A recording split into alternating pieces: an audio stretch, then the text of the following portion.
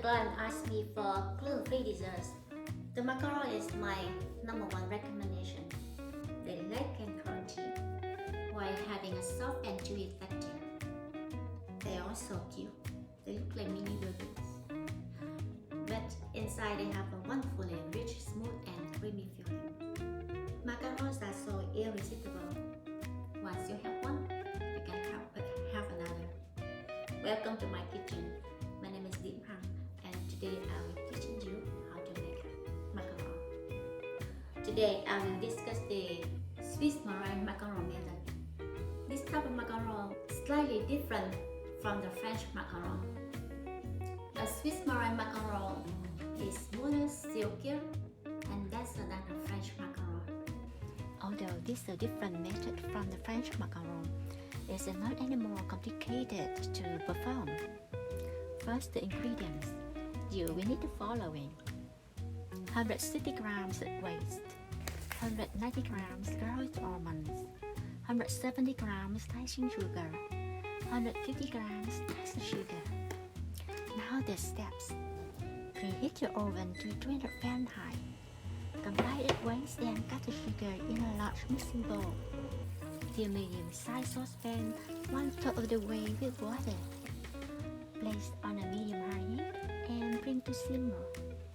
Place the bowl of egg whites, whisk constantly until the egg whites and sugar reach 113 degrees Fahrenheit by using a thermometer.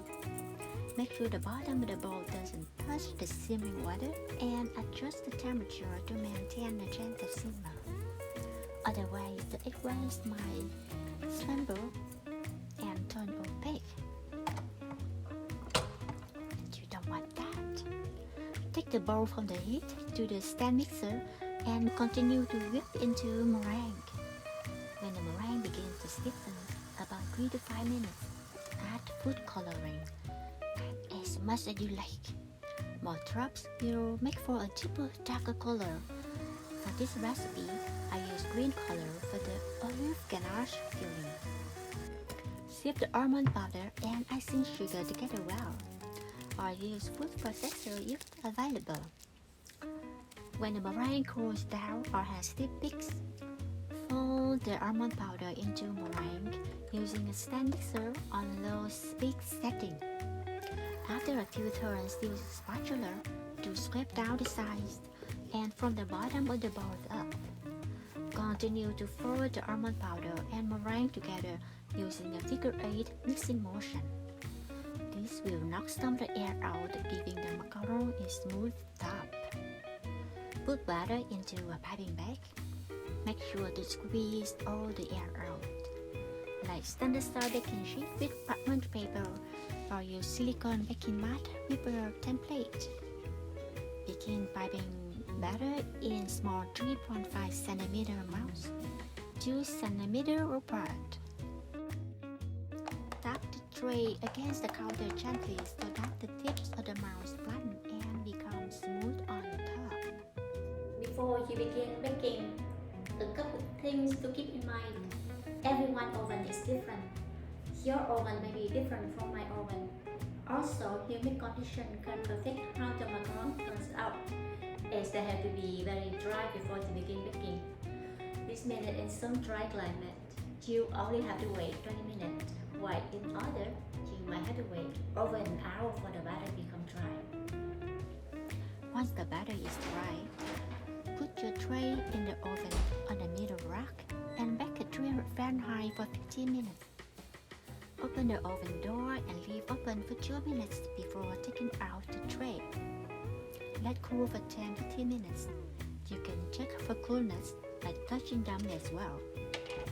When the macaron has completely cooled down, remove from the tray and store in an airtight container before filling.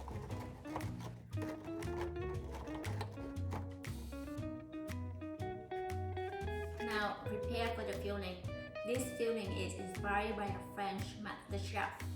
This recipe will send a test bud to Paris. Yes, to Paris. I used to make this savory filling for my late father who was a macaron lover.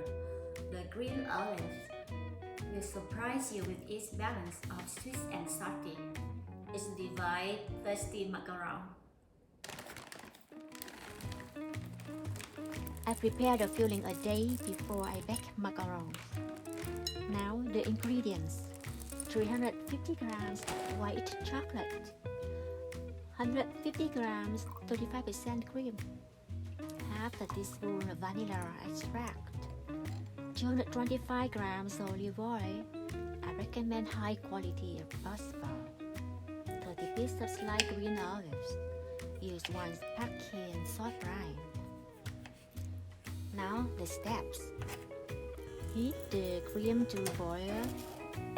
Then put the hot cream into chocolate and vanilla.